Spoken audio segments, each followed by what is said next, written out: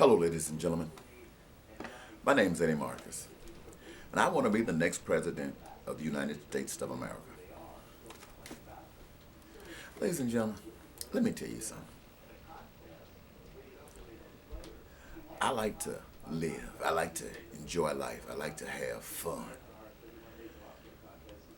For the past 28 years, I've kind of sacrificed a lot of that fun because to have fun, sometimes you need some toys.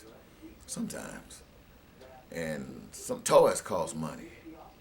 But and to have money in this society, you gotta have something going for yourself that creates some money. And for the past 28 years, I haven't. And I put myself in that position because I wanted to experience what it's like to not have anything and want it so badly. And recognizing not only, the requirements of the day, but to dream. If you see something better, if you dream of something better, how to produce it, what is required of it.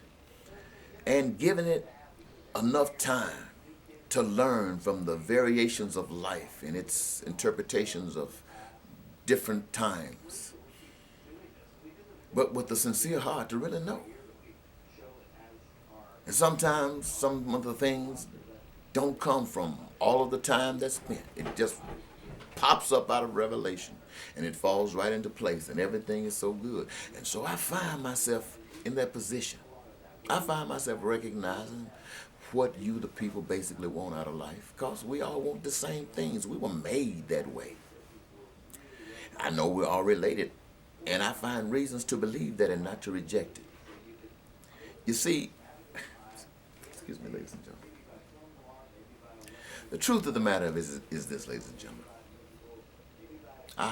I can't find a more aggressive way to say it than this. A mother and a father are just individuals. A man and a woman without children. Female, male. And that is what it will remain until some reasons, whatever they may be, causes one to come together and try something different, make a change, and out of that change comes a new generation, brand new, and so on, and so on, and so on, and so on, and so on. And we have their infinity. So on, and so on, and so on. The conditions, and it's all about that. My education requires someone to educate. And what it does is it avails knowledge that others have received to those on a path heading to some place where somebody else has been. And this is like a road map. And it's easy for those who are trying to climb up to Mount Everest to follow a road map than for one who's trying to get to the Sahara Desert by climbing Mount Everest's map. And so every man, knowing their direction, chooses their map. And so education really serves a purpose. We don't have D's and E's and F's, and we have A's and B's. Some people might just want to take their time. And this qualifies people, ladies and gentlemen. It qualifies them to be the best that they can be at whatever they were given to be. And then, what else? People want to be healthy. Nobody wants to be sick. They want to do everything they want to do now, but they don't want to be sick. And here, you got power too. You got power to prepare in the event one gets sick. You got power to try to make sure that where one might get sick, there is something to prevent it. You want to make sure that if it slips through, that there's treatment, there's cure. And once that occurs, that is prevention, it won't happen again. Every last one of you desire that. And I want you to know that you got the power to make sure to not only that, but to guarantee that to each and every one of you. You have the power. You have the power. You have the power. Look, every last one of you got something inside of you that you love doing. I know every last one of you got a dream, something that makes you you, something that's fantastic, something that's great. You love it. You might be singing, you might be dancing, you might be modeling, you might be writing, you might be painting, you might be playing a piano, you might be playing some other instrument. You might be an engineer, you might be a farmer, you might drive heavy equipment, you might dig ditches, you might clean toilets, you might dig rivers. You might build mountains, ladies and gentlemen. All of these things are within our reach. We got that power. But see, we have to look at it like this. Who amongst you live in family and having a happy home would require the brother to pay this, or the sister to pay that, or the mom to pay this? No, all you want to do is to do and let the rewards be there. In the society that you live in, it is required, though, that you bring some money. But I want to tell you, ladies and gentlemen, that you got the power to utilize that equation if you so desire, but you must use it in such a way that it will meet the needs of all the people. And once you do that, and you only do that because you're really confused and you don't want to trust something else, but you'll find out that the easiest way is just to move the tab. I was talking to a preacher the other day, and I threw a curve at him. He said, well, I said, look, when your car breaks down, you shouldn't have to fall aside to the road and try to fix your own car. You should have a tow service. The tow service will come and pick your car up. Pick your car to the shop. Your car, while being fixed, if you need a new one, you got it. All of this should be happening. This is the way it should be. Not you out there trying to make your car. Well, people do these things because there are obstacles. Most of the time, they can't afford all those extra, call it extra. Well, I'm telling people this. While America and other nations got their way of calling stuff, we usually call it, what they call it? Oh, sometimes it's so confusing. Oh, well, I'll come back to that. But I want to tell you this. It might be good that I can't even, a privilege, yeah, that's what they call it. They call this and that a privilege. Privileges that you have in this country that you don't have in other countries. But ladies and gentlemen, that's nothing to brag about. I'm telling you that those things what you have been told are privileges are inalienable rights.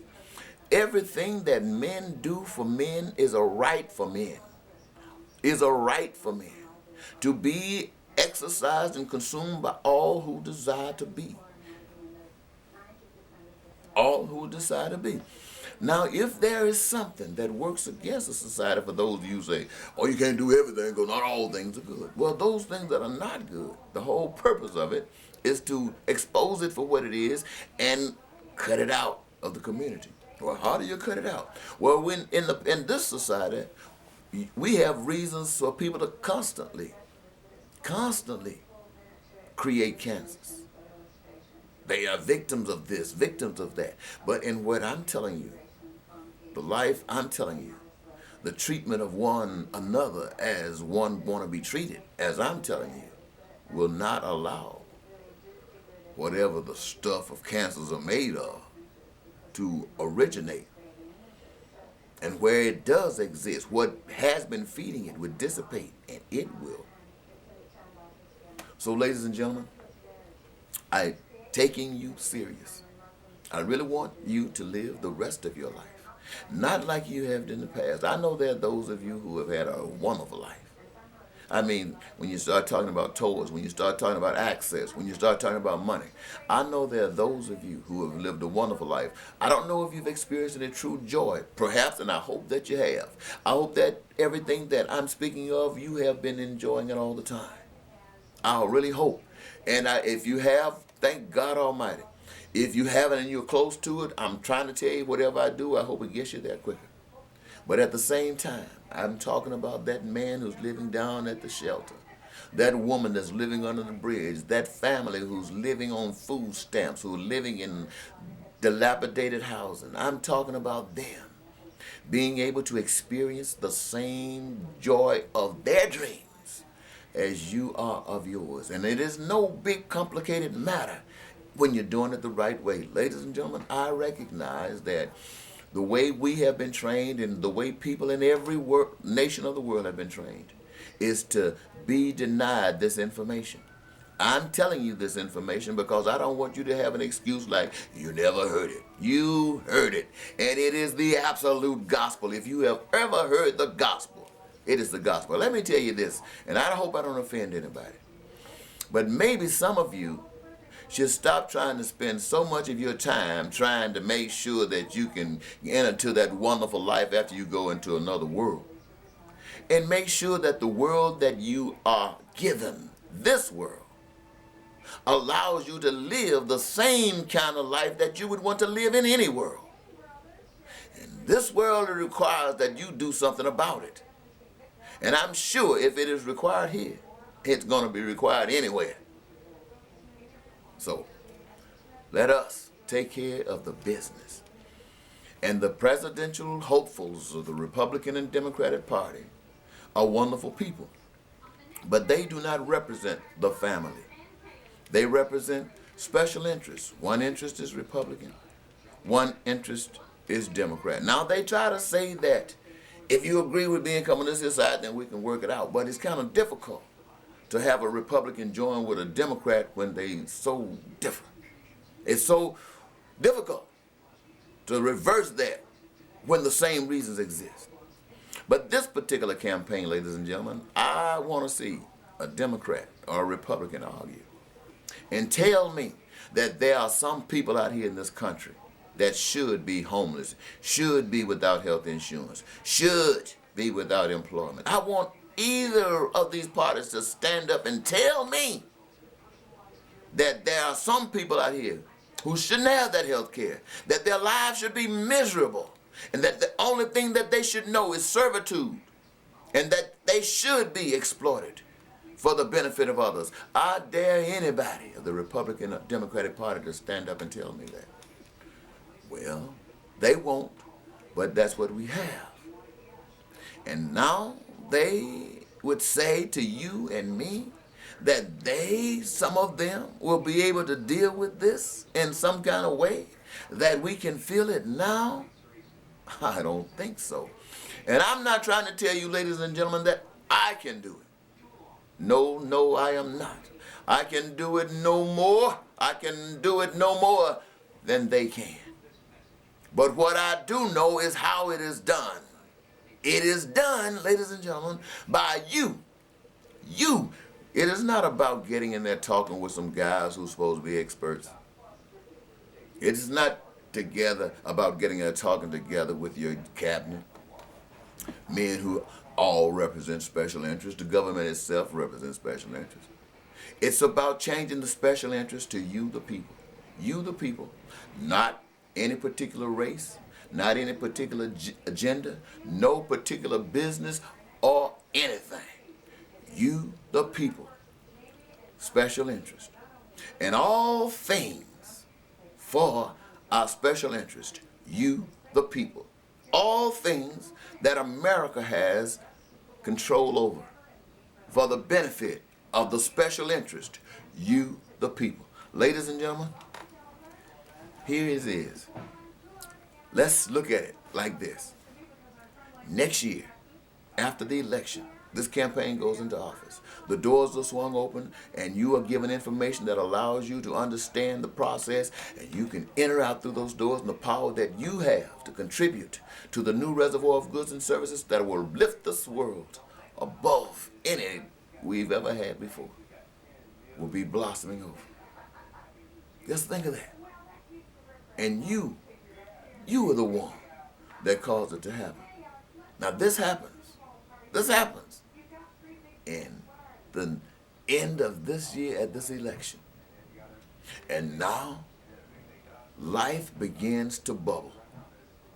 You can live. Those of you who got families can spend more time with your families.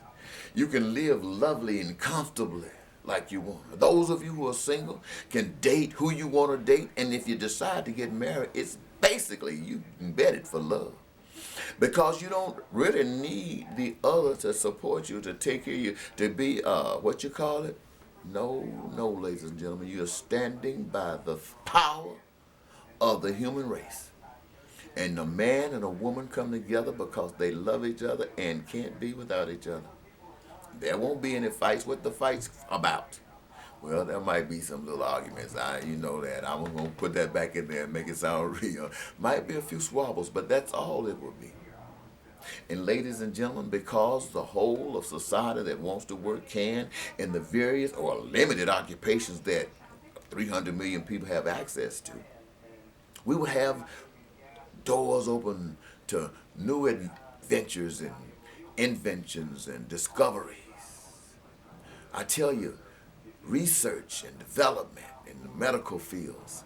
I'm telling you, ladies and gentlemen, how to create different foods, how to serve our animals to protect them and make them. Ladies and gentlemen, I tell you what, this kind of activity will cause the power that you cannot see to stop those ice caps from melting. Because that water got to go somewhere, and it might just come over here on us. And I know you're not ready to go yet, especially when things are about to get so good. And let's do it, and let's do it with the right spirit, because I can guarantee you the power to refreeze those ice caps is real. It's real. Now, I'm not going to say it's going to freeze them for us, but I can tell you one thing, it can. And I would rather be in a position when I'm hoping that it does, saying that, well, I mean, I've done my part, so if it doesn't happen, it's all right with me. I don't want to be out there knowing that I don't even deserve it. And the life that you live, the joy that you have, ladies and gentlemen, is in your hands. I want you to know that I really want to be your president. But you're going to have to take this message. You're going to have to get it across the nation. In every state, people are going to have to organize themselves. They have to find out what the requirements of their state is to get this campaign on the ballot, and they're going to have to meet them. And then on that voting day in November, you're going to have to go to the polls, and you're going to have to vote for this campaign. All across this nation, in every state, where I've had no money, but I've had a vision that's more prosperous than any $1 million plan. For now you can live as a billionaire, as you yourselves can imagine. I want to show you the way. The power is in your hands. So you get me on that ballot, you put me in the office, and those doors will be open. It will be open, ladies and gentlemen, because change will be required. I won't be able to do this with the Congress. I will not be able to do it because the Congress, whether they know it or not, represents special interest. I will be able to affect them to a certain degree. But they can't move. They will change. But it will be because you, the people, exercise your authority. You as boss, and they as servants. And then we can get things done. But we want to take care of business. And there's no shame in the game. This is not about rich people. This is not about middle class people. This is not about poor people. This is about all people. All people being treated like people are supposed to be treated. Being treated, we talk about the environment. We talk about animals. Let's talk about people as well. These things are important, but so are people. And ladies and gentlemen, if any of you out there anywhere can say that there are some that's deserving and there are some that are not, you yourself are living in darkness, and you need to be liberated from your enslaved mind.